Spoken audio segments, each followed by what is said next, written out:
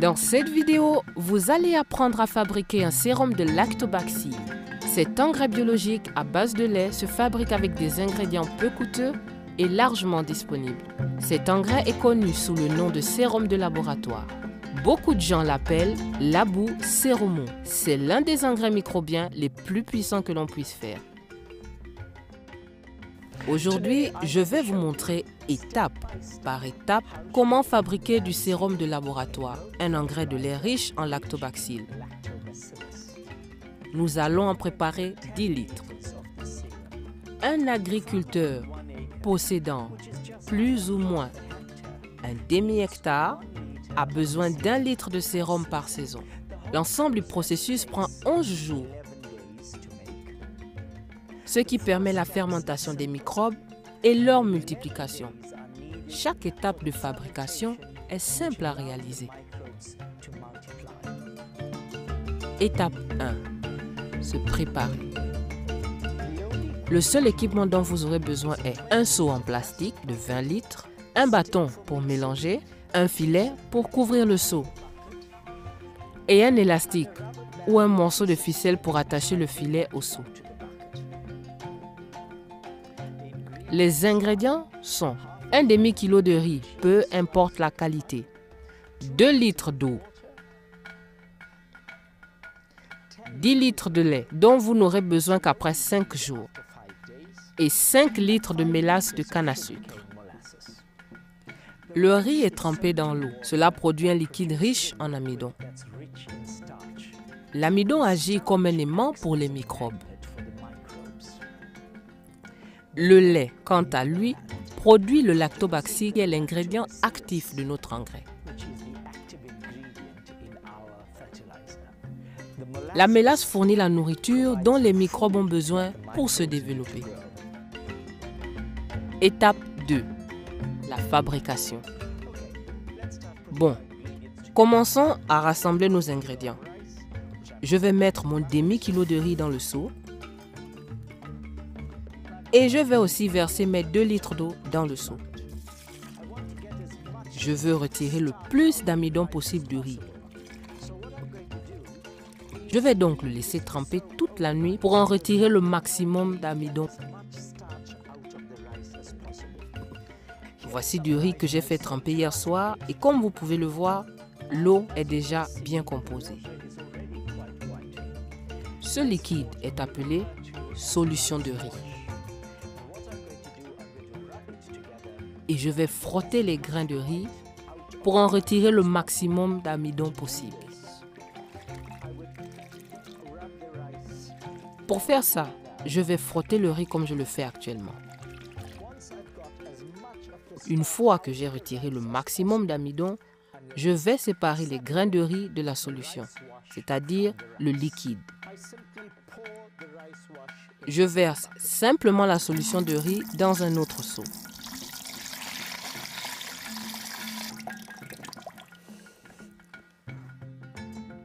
Ensuite, pour empêcher les insectes d'entrer, je le recouvrirai d'un filet et j'utiliserai quelque chose que je trouverai autour de moi pour attacher le filet. Et ce riz, je peux soit le cuire et le manger aujourd'hui, soit le faire sécher et le cuisiner plus tard. Je vais maintenant laisser reposer la solution de riz pendant 5 jours, ce qui va attirer toutes les bactéries présentes dans l'air.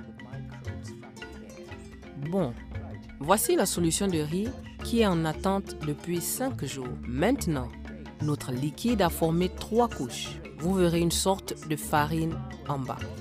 Parfois, vous verrez comme une peau sur le dessus. Nous n'avons besoin ni de la peau sur le dessus, ni de la farine au fond.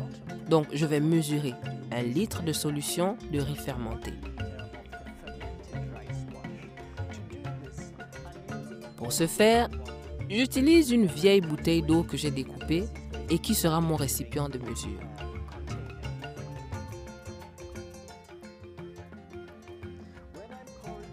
Quand je la verse, je veux m'assurer que je n'enlève pas la farine du fond.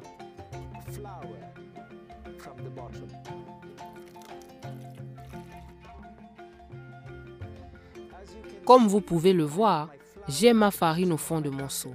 et j'ai mon litre de solution de riz fermenté prêt à être mélangé avec mon lait.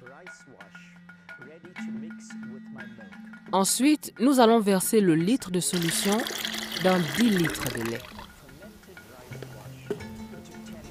Et après, je vais couvrir mon seau avec un filet et l'attacher pour empêcher les insectes d'y entrer.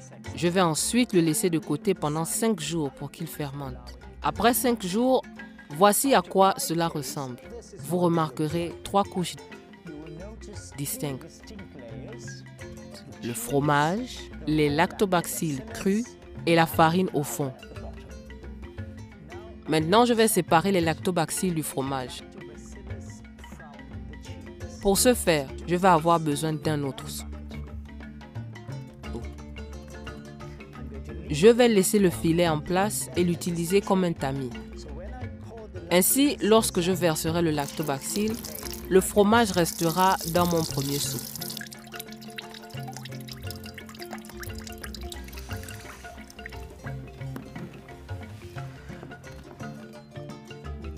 Nous avons maintenant le lactobacille brut dans un seau et le fromage dans un autre.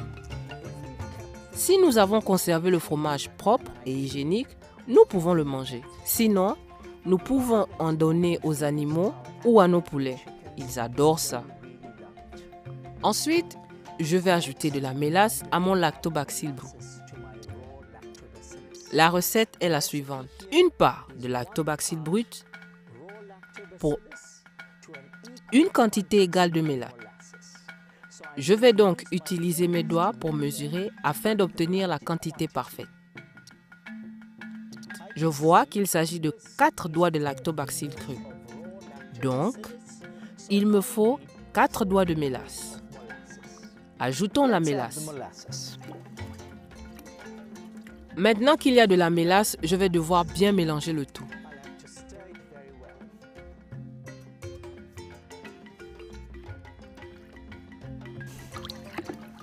Maintenant que j'ai mélangé, il est prêt à être stocké. Je peux le couvrir avec mon couvercle ou l'utiliser quand je le veux, ou je peux les stocker dans des bouteilles fermées. Étape 3. Comment diluer? Lorsque je suis prêt à l'utiliser, je dois le diluer avec de l'eau.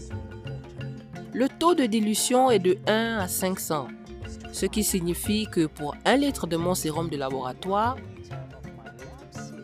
je dois l'ajouter à 500 litres d'eau. Mais la plupart d'entre nous utilisent une jerrycan dans nos exploitations. Et je vais donc vous montrer comment utiliser le bouchon de la jerrycan pour mesurer votre sérum lorsque vous voulez utiliser votre lactobacille. Nous avons donc ici une jerrycan. Et je vais utiliser le bouchon comme mesure.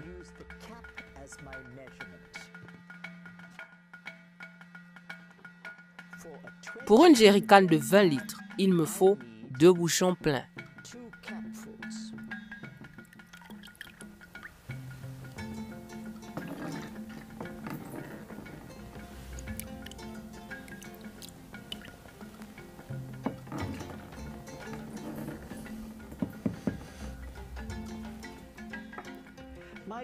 Ma jerrycan était vide, j'ai donc mis les 2 bouchons pleins et je vais la remplir d'eau.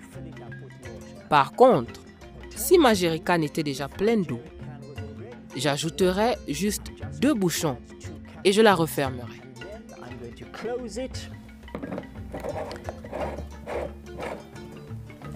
Et là, je secoue très bien pour que le sérum soit mélangé à l'eau.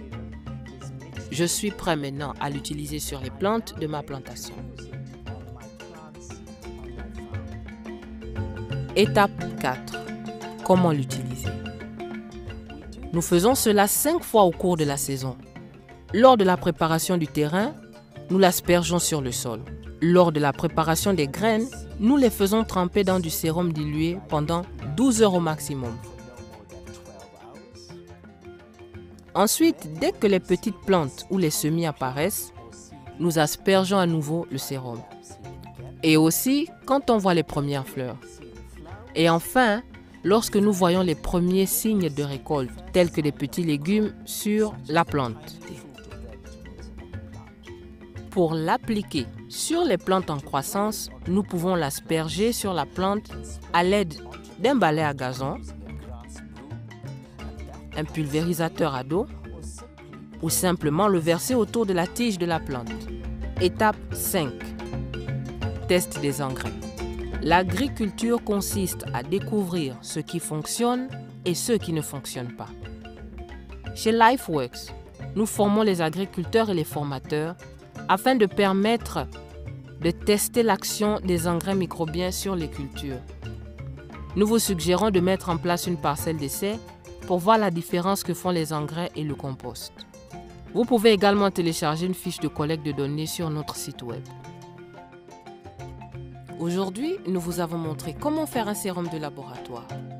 Regardez nos autres vidéos pour voir comment vous pouvez améliorer le rendement de vos cultures avec d'autres engrais microbiens et un compost organique prêt en 18 jours.